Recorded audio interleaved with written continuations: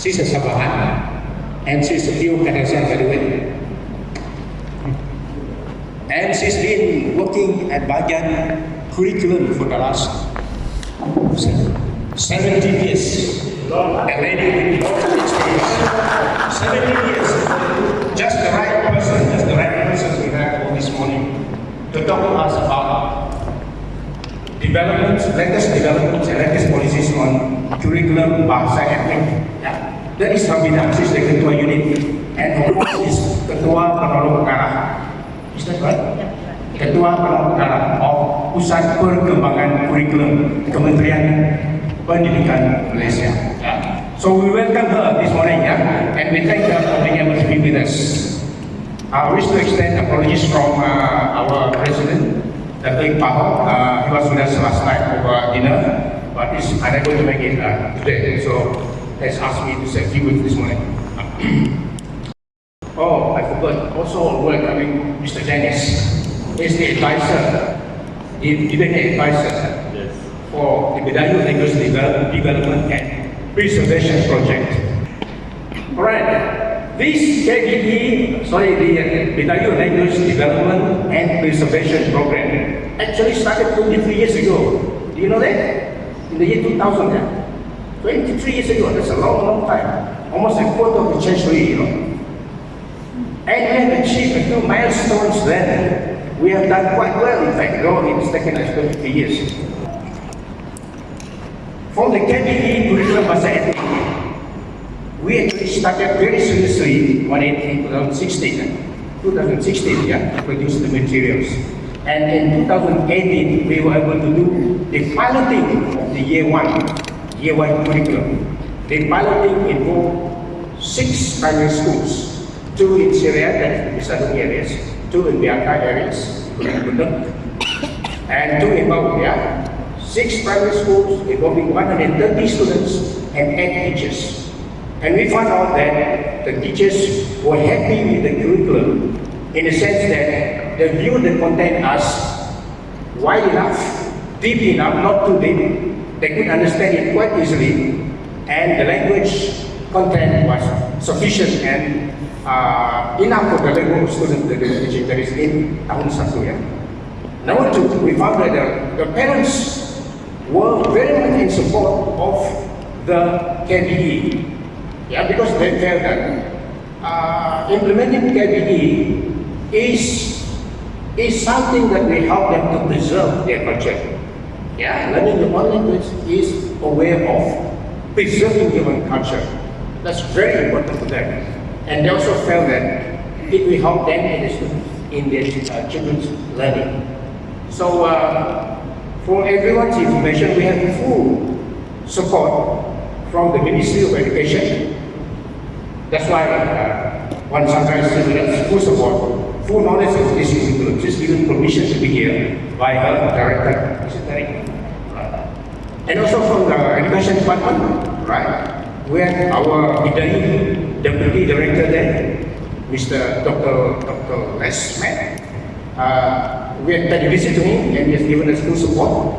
We have also visited the Minister of Education and Innovation and Talent Development Office, our Dr. Sri Roland Saga. We visited him and he also gave us full support. In fact, he went to the previous office to get special allocation for us.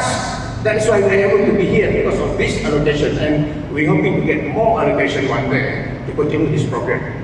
And in the very near future, we hope that our KBE will be in the Malaysian curriculum. We are working towards that. It's a very long journey, but it's something that you and I believe, feel very strongly about. That's why we are here. Yeah? That's why we're here. It's a long journey, but I pray that all of us will remain together, stay together, and more will join us in the near future. And without further ado, I would like now to pass the mic to one Sandra to present to us share with us what's the latest development on curriculum Bahasa Etnik from the point of view of Kementerian Pendidikan Malaysia. Thank you so much. Thank you so much for having me here.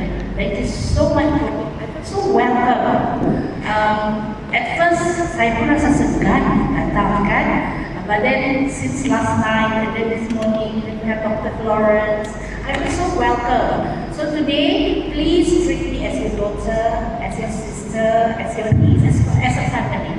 Okay? Because from my experience working in the Kementerian Pendidikan for 17 years, working with our people is the best. And we must always treat each other as family, because when we are family, that's where you work sincerely. Right? So, thank you so much again for having me here. Alright, so I think I would like to share my screen.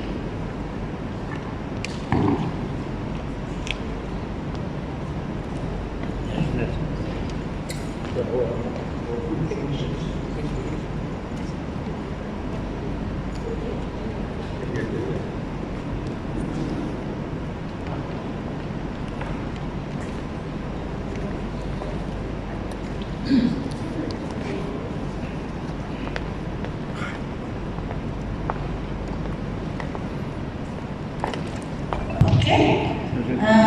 So today I will be sharing several things. Okay. First thing is about the function of Curriculum Development Division. That's where I am working. And then a little bit about the people in our unit and ethnic language unit. And also I will be sharing about what's inside our curriculum.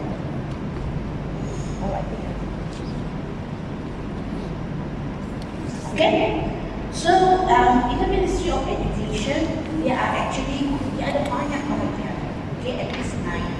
So one of it is us, which is the Curriculum Development Division. Okay, and this is our function. When the function given to us by the Ministry of Education is, as you can see here, of course we develop curriculum. So semua subjek yang diajar di sekolah itu adalah dibina oleh pegawai-pegawai di bahagian pemangku. And the second function is to designate. When you say after any new curriculum that we have developed, we will also, it is also our responsibility to talk to the teachers, to talk to the public about how to implement the curriculum. So when you say each of the subject, teachers will be invited to come up with some kind of course or a workshop, and then we will tell on how to implement and how to actually assess the curriculum that has been newly developed. Then we will also visit schools to monitor how the teachers are able, whether they are able to implement the curriculum, whether they are facing issues, any problem. So if they say they have some kind of issue, maybe regarding in the teaching and learning, or in the assessment, or anything which is related to the curriculum, then we will give our expertise or give our service to help the teachers. So mainly, so all the teachers that are here today, when you see Curriculum Development Division is coming to the school, welcome us, because we are not the inspectors. Kalau inspectors dia cari kesalahan kan? Kalau kami datang ke sekolah, kami mau membantu. Okay. Next, I will also provide curriculum support materials. So far we have tata bahasa. We also have activity books. At the moment, currently we are working on our buku senarai dan kata. Okay. We hope to actually publish it by next year, or just before the new curriculum is in. And of course, we also conduct research and also evaluation for schools' curriculum. So this one is very important, because just before we create a new curriculum, we must always look at how the society has progressed since the last curriculum. Because the curriculum is built to suit the needs or the needs of the current or the future generation. So whenever we are building curriculum, we will have to make research in order for us to make the curriculum relevant. And we also conduct research to find out whether our curriculum is suited to the society, whether it is relevant, whether it can be implemented. So these are the five functions of curriculum development division. Okay, next. So, alright, so ethnic language unit, so that is us. So in the middle we have our Timbalan Arah as well as Sarina, which is very supportive of the orang asal's fight for the language. Okay, and then that's me, and then the guy is a Jakasa, he's an Iban from Iri, so he's the person in charge with the Iban language. And then of course we have our young sister here, Wan Mutiara. Wan Mutiara is responsible with the bahasa orang asli, bahasa Semai. Okay, right.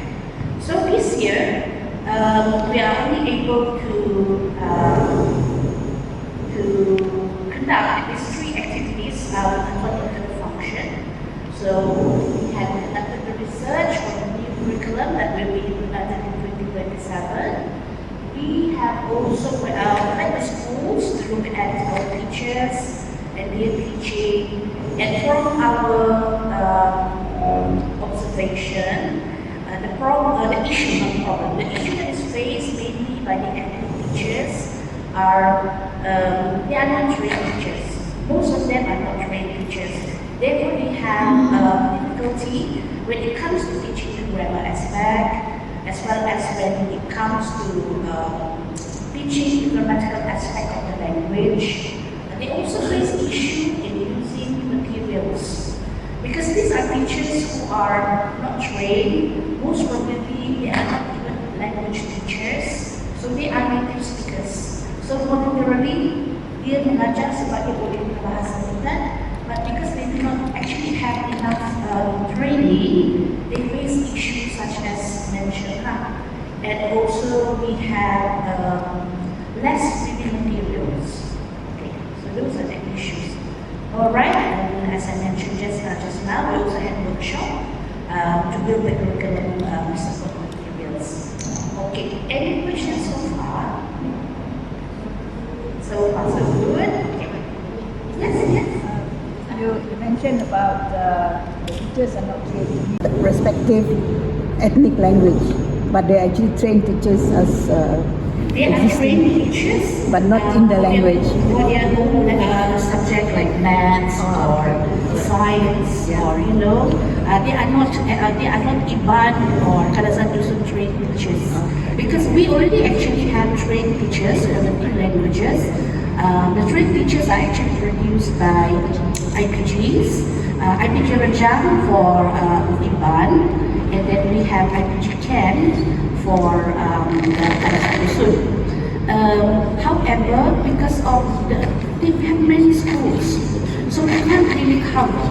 So those who are teaching, some schools there will be option teachers who really have good command of the language and also have good language PDP. They have all this language teaching and learning knowledge, but the rest we will have volunteer teachers. So maybe that is something for you all to think about, because when you start, you might also face this kind of issue. So training should be provided for the teachers who are not optional teachers, or they for PDP language, how to teach language, and also to have a good command of the grammatical aspect of the language. Yeah, because it's teaching language. If you're gonna have a good command of it, it's the same like macam kita belajar English kan. If our English all terbalik, how are we going to teach the language properly? Okay, next. Okay. So alright, so this is a little bit of introduction or a little bit of information about the curriculum Bahasa Etnik. The status of this Bahasa Etnik, okay, in the mainstream education is additional language. Additional means you just, it's like how do you put this? We have a RAS in which you have English and you have Bahasa Melayu and Bahasa English. Okay, that one must teach.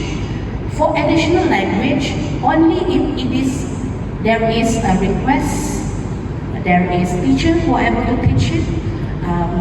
We have classroom for us to actually conduct the class. Then it can be offered. It's more like a choice of the school. But mainly, of course, we will promote for the schools that has got a lot of speakers for the teachers to really open. It does not matter whether you conduct it in the canteen or in wherever in the school, as long as the PDP goes on. Okay? And then the allocation for time is in the circular it's called, it is stated 48 hours. So the school have to actually arrange for it to be taught. As long as it is, school are able to achieve 48 hours of teaching that, then they are okay. Alright? Normally the count, and it's 64 hours a year for the secondary school. So how it is counted is actually the time allocated is normally divided by the week or the weeks for the schooling session per year. Okay. So at the moment, Bahasa Etnik is taught for 90 minutes. That is like 3 periods in the primary school.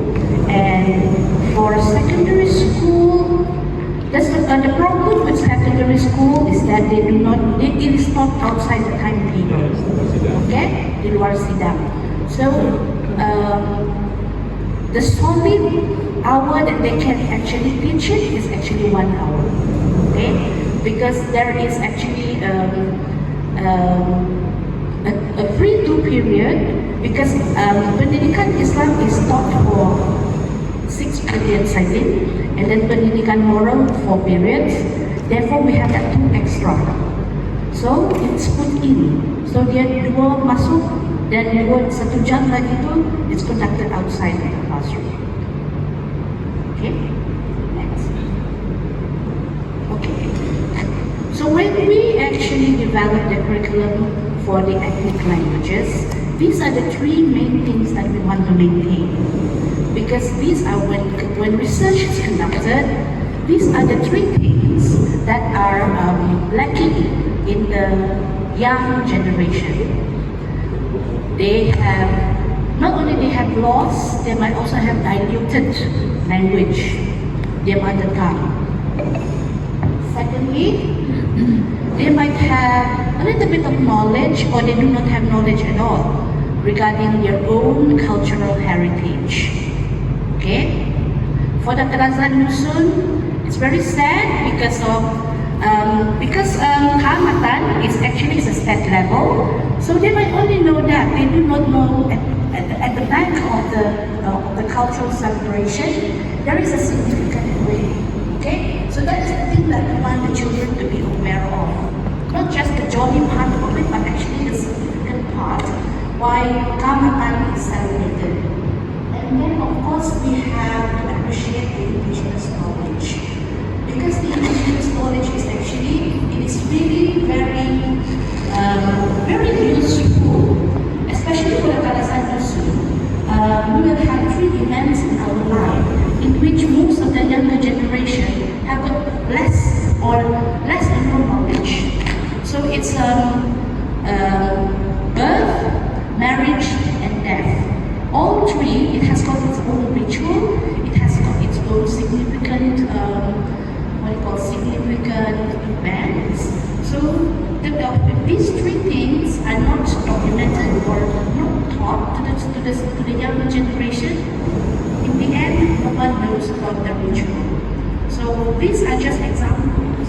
There are many other indigenous knowledge that we have in our community that needs to be preserved and also need to be made aware to the younger generation.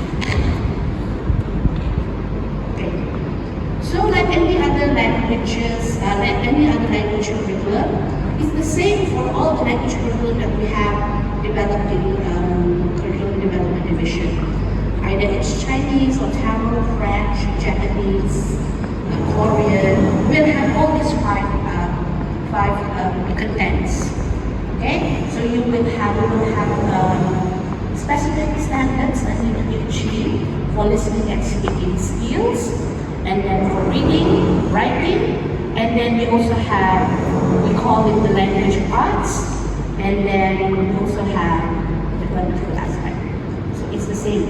And when I look through at the documents, you already have all this. Next. Right? So for the teaching and learning, okay. Basically, for the teaching and learning in the school, what we always advise the teachers are actually to just concentrate for each of the period, the 30 minutes period which is given to them, they should concentrate in one skill. It always starts with the simplest skill up to the most complex. Meaning to say, 30 minutes for listening and speaking, the next 30 minutes for reading, and then follow until they reach the grammatical aspect. So it's 30 minutes for each. If they are able to do that for 30 minutes, to concentrate on each of the skill, then I think the acquisition of language is actually easier for the children. Okay, question? Basically, it's also like the other many subjects, right? It's the same. The implementation or how the strategy of teaching is the same for all the languages.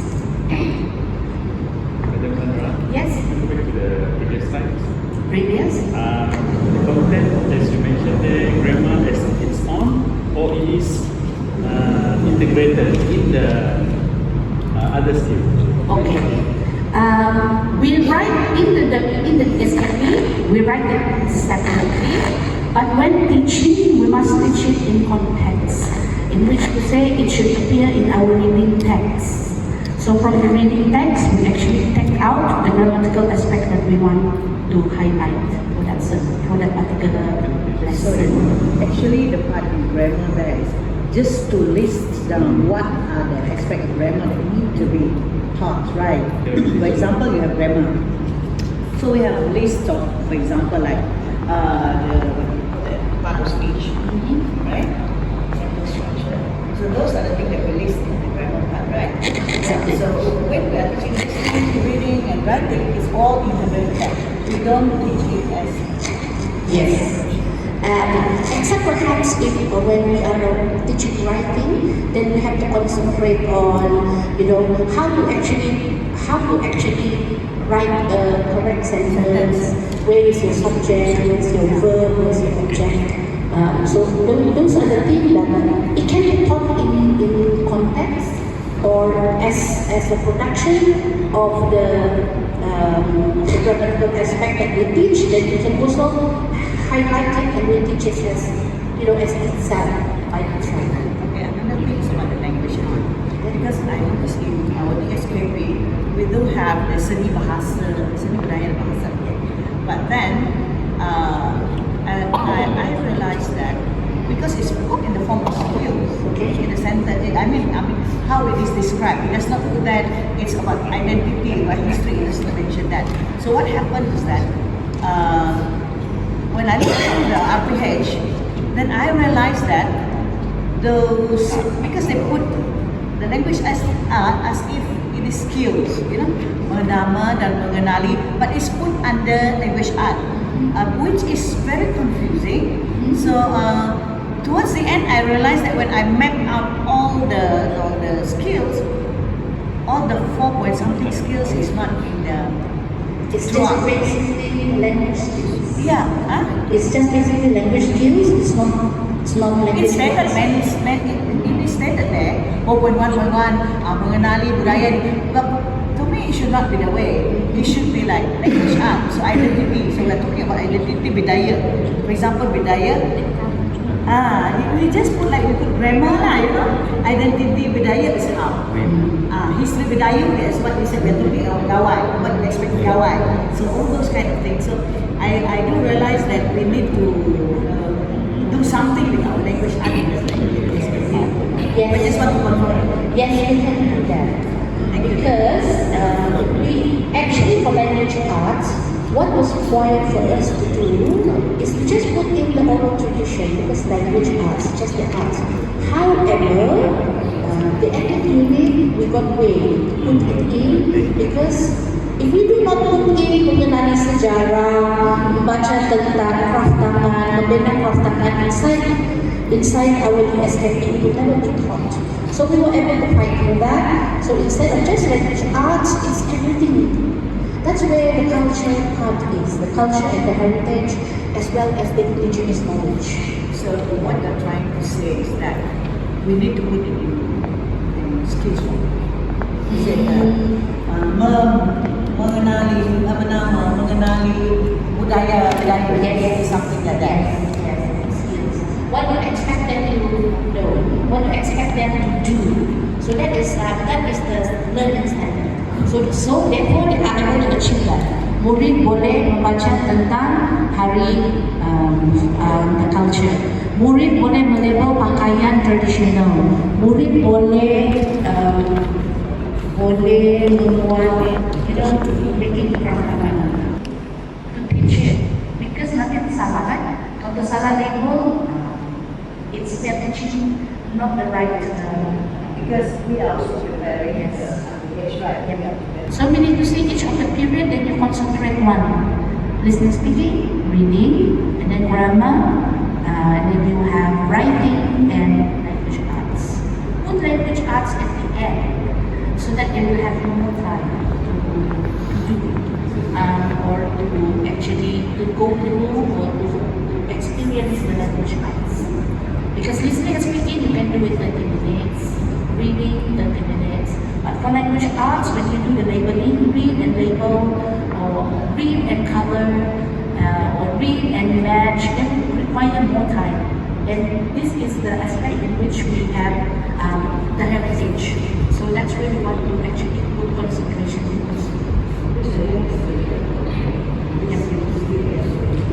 Yes.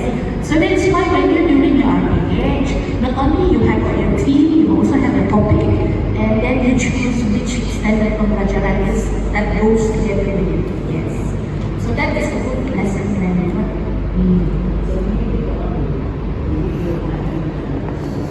And this is that when you do our lesson, then we must not forget about the language part. Yes. Otherwise, we will miss that. Yes. That is the highlight actually. Yeah. Okay. Any more? Yes. I can see that many of our teachers will not know a lot about the culture and the arts. But is it possible for them, like if it is a private school, perhaps the community, there will be an old person who is who will know the thing. They should get in touch with them so that when it comes to the time, they let these people actually become the teacher firsthand. Definitely you can do that. That is what you call community support. So do that. You can do that. Or another way is that when you're planning the lesson, right, you already know what is expected. So you prepare sedia siapa, which elders should be consulted, or what bahan needs to be used in this lesson, and develop that and prepare that. Okay?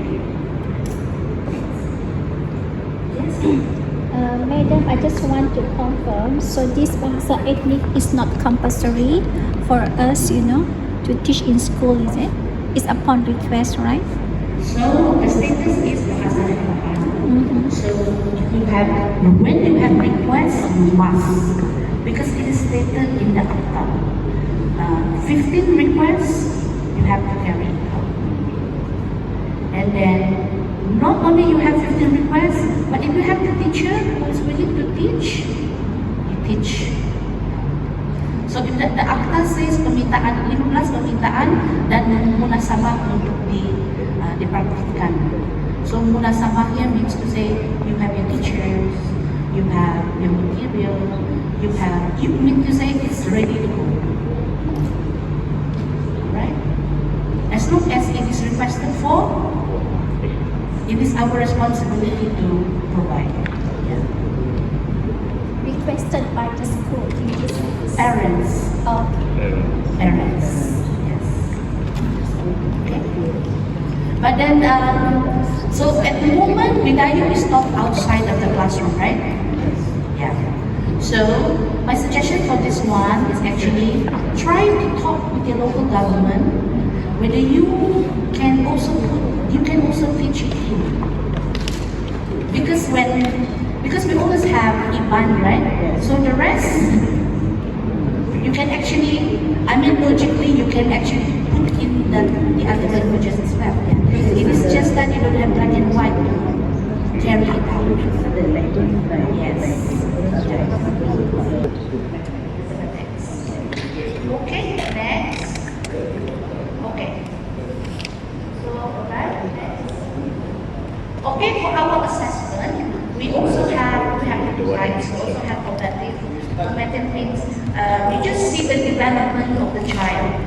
If there is hiccups along the way, we have to look for solution in order to help the child to be able to acquire the language. And we also have some consultative assistant in which we have SPM at the end of Form 5, and we also have ujian ketengahan tahun and also pemeriksaan akhir tahun.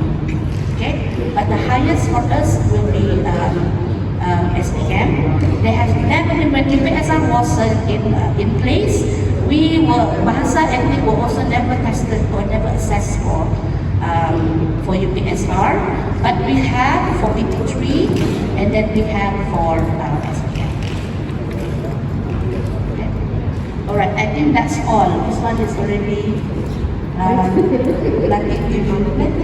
okay. Back. The assessment. Okay, that is all my sharing regarding the ethnic languages. Any more questions that you would like to ask? Because I would like it for it to be like interactive, so that whatever issue that you wish to highlight or maybe to get an opinion from everyone, then we can actually do the discussion. For me, now we're in the process of requesting for this KBE to be approved and accepted into the national curriculum. However, we have no idea when this can be achieved. Now, talking about teacher training, before we reach the stage of being approved, when we assume that teacher training will be funded by the government, before we reach that stage, there is this big issue of teacher training. What would be the advice of the ministry on how we go about training teachers who are to teach our students before we reach this stage? How would we train teachers? Right? For example, how long do we need to train the teachers? And this also involves funding.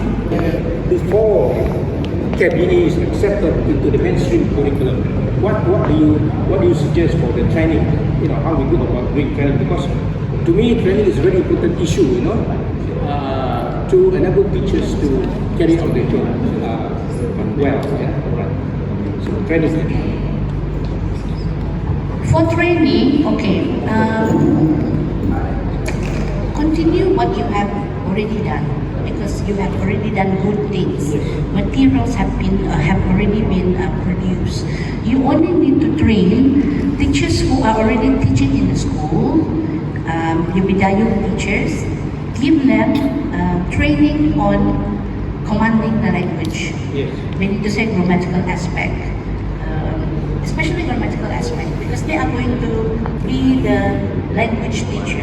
So train them. They need to understand deeply how is the struktur kata, struktur bahasa, how is the do you have past tense or present tense, things like that, how to pronounce words correctly. So those are the things that you need to instill in them. So you can actually have a look at what the IBAN teaching in the IPG and follow that.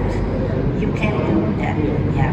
So it's actually teaching pedagogy for teaching language, pedagogy for assessing language, as well as the language itself.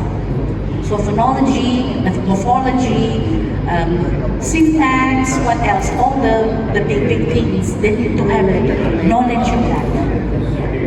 language. So those are the training, and you can have linguists to help teach them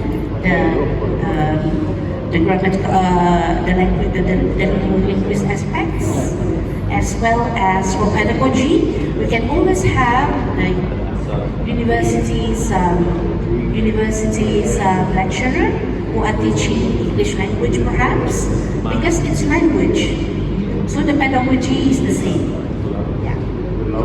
And then you must also have workshops for the heritage knowledge, as well as the indigenous knowledge.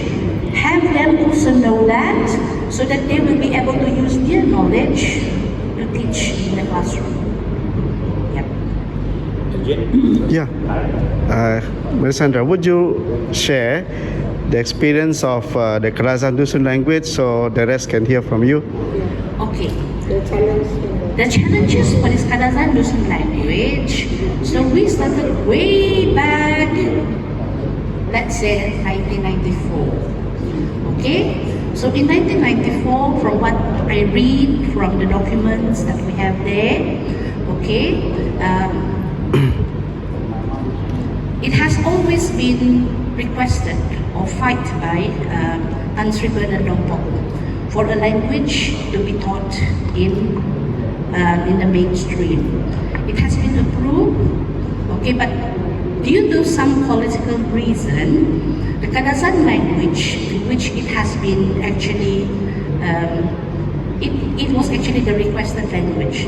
So the Kadazan people stays in Pinampang area. Right? So, in order to make these two groups, the Kadazan and the Dusun, united, not angry with each other, so a language was proposed, which is the Kadazan Dusun language. So it's a forced marriage. Yes, it's a forced marriage. And the marriage has lasted for a long time, up until now. So there are many issues in the marriage, but we stayed in the marriage. Anyway, so recently, just before pandemic, when so all this while, we need to say there has been resistance, there has been anger, there has been dissatisfaction among the community because they feel that they don't want to learn other languages because our own language is declining. So why are we not allowed to teach our declined language? So up until 2018, so I think one party in the marriage cannot stand it anymore, sent letter to the ministry requesting for a divorce. So requesting for a divorce, so we actually have to patch up the marriage because we don't want whatever has been given by the ministry, by the government shouldn't be what you call ditiadakan, because it will only merugikan. Right? So in the end, after a series of meetings as well as kajian that we carried out, we remain status quo, let this marriage continue, but at the same time, allow those people who are not satisfied to actually use the language in the classroom. Okay? So all the varieties under the Dusun family, it can be used in the classroom. No problem. So from the school visits, from the research conducted, it is wise to allow varieties or the dialect of the district to be used in the classroom. Use it as the, what do you call this? Language of instruction. Yes. But of course, for us in Kementerian Pendidikan, we have decided to continue Kadazan Dusun. Therefore, the curriculum documents as well as supporting materials, it will be in Kadazan Dusun. Okay? So this is a template that can be used by all the other languages. Say for example, we are teaching parts of Malay in year 1. So if tangan is not tangan in your district, by all means change that to what it is that you have. Okay? So, When you have a bengkel, you might come up with one material, right? So then translate it according to your variety and bring it back to your district and use it. Okay? moving forward, Sorry, saya potong yang Topik panas ini. tidak lah, tidak panas juga. Sandra, just a simple question from me. We are thinking of doing a simple research on this data collection of our ethnic. When you look at the three things there is now, the ethnic, the language, and the heritage, and the culture. Thank you. Do you think we can access any data from any source? In your opinion, because it's not that to go to the ground and needs a lot of funding figuring. Now the older generation are all gone to the Lord, and these people are good at those like in Nawabukar, like Bidayuh, and then when you look for honey on the tapang tree, they have a song. Then when you want to woo a lady, if I want to woo some knowledge, like in English, for example, you know, itu orang Tengah, you see, bukan orang Tengah, Arab. So yes, is there any way that some information on how we go about it? Because I want to ask something to communicate. Thank you. Yes. Oi.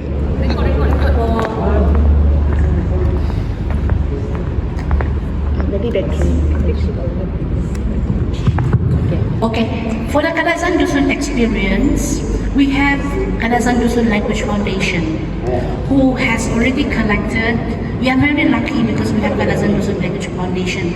They have already collected a lot of data on our heritage.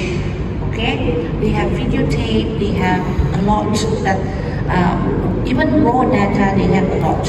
So documentation that is taken from the main source, meaning to say the elders, your elders, it needs to be done. Yeah, and I think there are also some, maybe some research that has already been conducted. Dr. Lawrence, maybe you can also share about what we have so far in the articles or in the journals, in the literature, what we have. Okay, so you have that, and you also have, and you also still need to collect from the elders. Yeah. So when you conduct a bengkel like this, invite the elders, record it and transcribe it, and take pictures, and also from the raw materials, then you build it into your teaching and learning materials.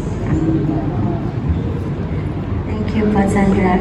On that note, I just want to add that when I went to my student for industrial training at Majlis Adat, I noticed that they have a lot of materials. In fact, when I left, they gave me Chandrahati, and there are like five, 6 books. Because they know I'm Yata, they gave me books on Yata. So I have books from Majlis Adat on all. When I open and read the book, they're all the pantun about Dawai. the gawai peti, gawai ngawa, gawai whatever. I said, wow, it's already documented. Majlis Adat they have funding, so and they have researchers. They go to the field and they collect all this. And of course, it will take years to publish, but they did publish it eventually, and they have the materials there. And in their storeroom, I saw stories of kecapi in Serianan, a lot in the storeroom. So I asked them, why don't you give it to the schools instead of just putting it here? They said, they need a request from the schools deploy, to disseminate these books, distribute these books, okay, and this knowledge. So I can tell you, I have the books. I have 4 or 5 books on adat gawai, the procedure and the pantun, even the. I mean, it's not ritualistic like it can be ritualistic, but we can use the language aspect of it. You know, that pantun, what they say. Okay, even if it's a chant or something, we just take excerpt about flora and fauna or something. Yeah, so that's local knowledge.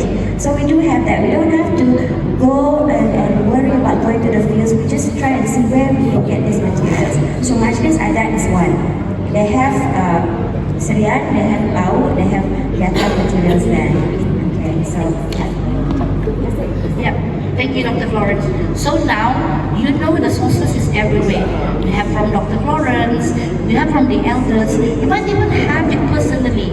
So, group it all and categorize it according to heritage, according to cultural, according to indigenous knowledge, and then keep it and have a look at it in a way how you can actually put it in your curriculum, how it actually can be put into teaching materials.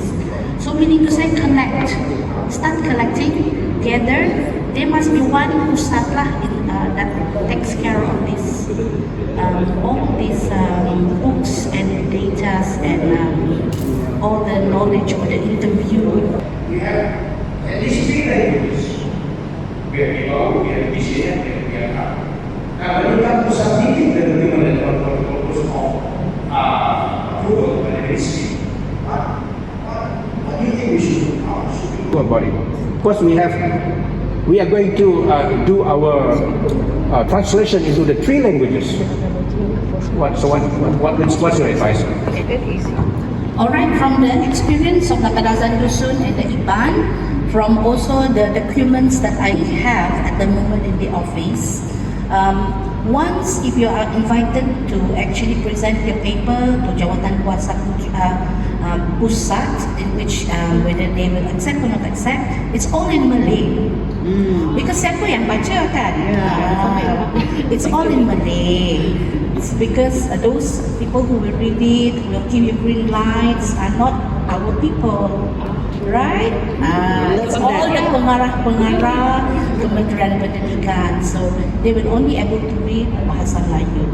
Okay? Yes. However, you must write inside the kertas cadangan later on that the community have decided to teach all the variety of the language because we are going towards being harmonious dan menerima, what do you say? Menerima kepelbagaian. That's the one. Embrace.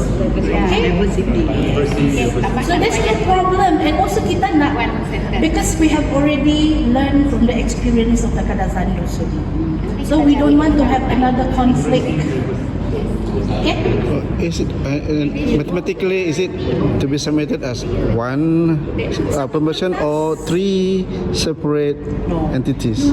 Just Bidayuh. One entity. Curriculum that is going to be taught in different varieties of language according to the zones. Yes. So we only submit the Bahasa Malaysia version. Yes. We don't submit our own district-based version.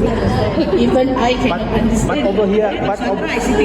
But over here, we go ahead and prepare our own district level version. Definitely, because your readers are your. For submission, it's only the Bahasa Melayu version.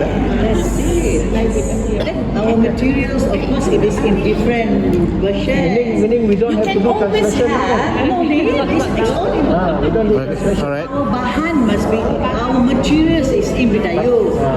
You can actually put it as lampiran lah. how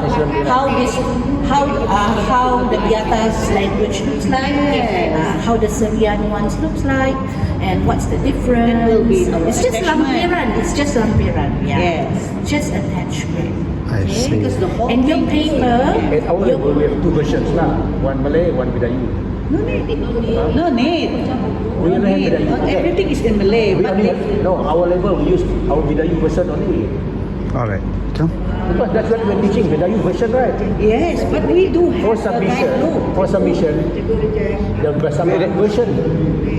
Yes. Just to talk about the experience we have in teaching the language in the lower level, kindergarten and below. The curriculum is actually written in BM, and that's what we have submitted. To submit, yeah. Yeah, in the end, yeah. Even we do not have a translated version to the language because the teachers we just read the instruction in BM, but the teaching will be in Targeted and bahan bantu belajar also like story. The bahan-bahan, the story then it is in Bidayuh. Buku kerja is in Bidayuh. Bahasa. Yes. You can even have, if you are uncomfortable choosing one that is your template, you know CEFR, it's all in English, kan? But later on it's translated into so many languages. Yes, Japanese, Chinese, and even we would also want to translate that in our language. That is CFR. Yes. CFR. So if you are comfortable of choosing one, then get one language that everyone is happy with. BM or English. Okay? All right. What we do are the materials that we are going to use. That's in the meant only class one submission is in BM. Yeah. So once you have decided among you what language you're going to present or what language you're going to follow, it all must come in your kertas cadangan. If you say the community have decided to have English as the template in which everyone in the Bidayuh community is going to refer to and translate in their respective varieties of language, then you must put that in your kertas cadangan. And what is your justification? Justification must be strong so that when you are asked, you know why. Why? Di Kementerian Pendidikan ni sekiranya dijemput untuk buat presentation tu kan, as long as you can justify, it's logical, it can be done. Betul. Yep. Clarity, kan? So could be English. Because it's you are the one who will decide. You are the one who will decide. BM sajalah.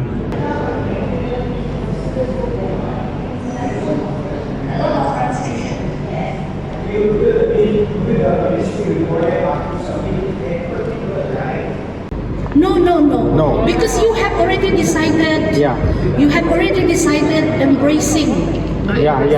So bahasa Melayu sajalah. So we will not submit any document in any dialect. No. Everything will be written in Bahasa Melayu. Okay. And you Alright. must highlight that it's going to be translated in your. Yes.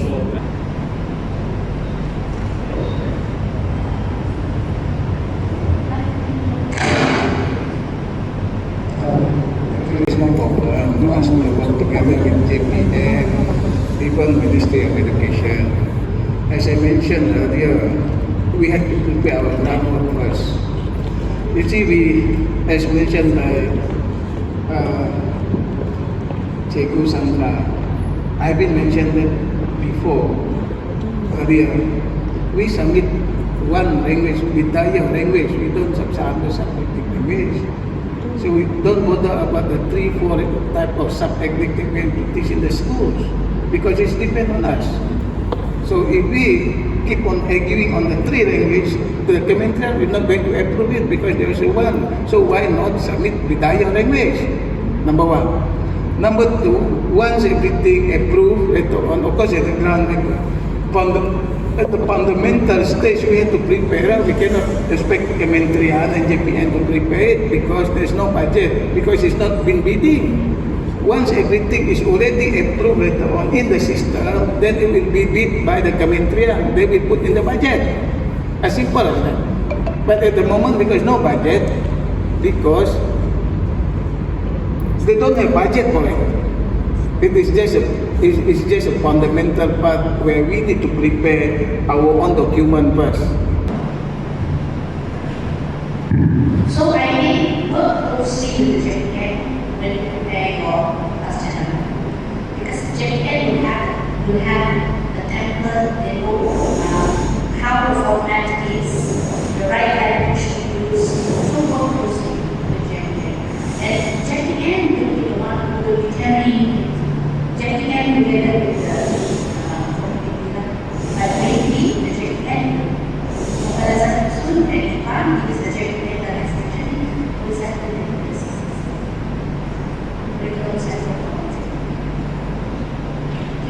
So work on prepare your teachers, prepare your material, prepare your curriculum, and prepare your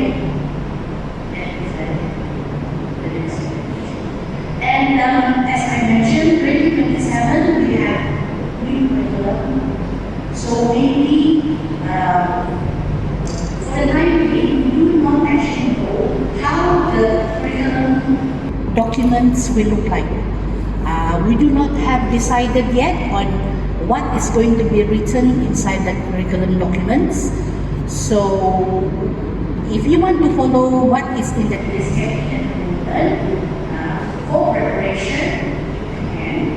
But I think by the end of next year, we should already have some idea of how the curriculum is. So I think we can wait for we can start on what is it that actually we want to put in here. But the format of the document, maybe just take this. Okay? It might not look like the SKP in the and also there have been thoughts among the higher officers that we do not have textbooks.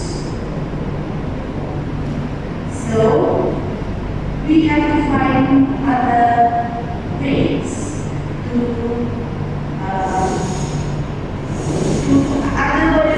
other bahan that we can use in the classroom. So maybe it's more digital or it's in the form of audio, it can be in the form of there are many other methods or many other ways of to change the textbooks.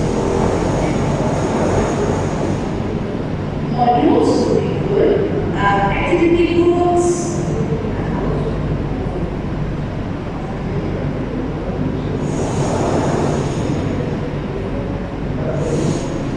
Yes, you have the activity book, you have the handbook,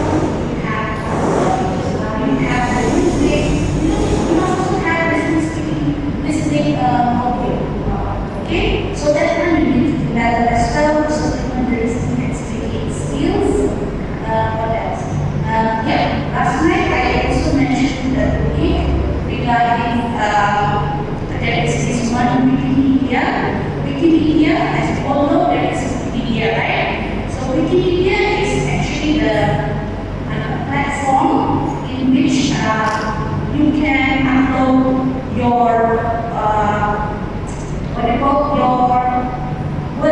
word list.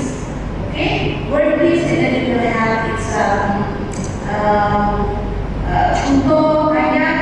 Also, it will have what's the meaning of the word and the pronunciation. So I have suggested to the EPS last night to work together with Wikipedia. So I hope my friend member recently the contact number. They are a group of people very young, but they are very little with all this technology. So work with them to build their focus, their language. So work with them. If you already have a kosakata like this, will go inside the PDF and provide the right way of pronunciation. Yeah? Okay, next.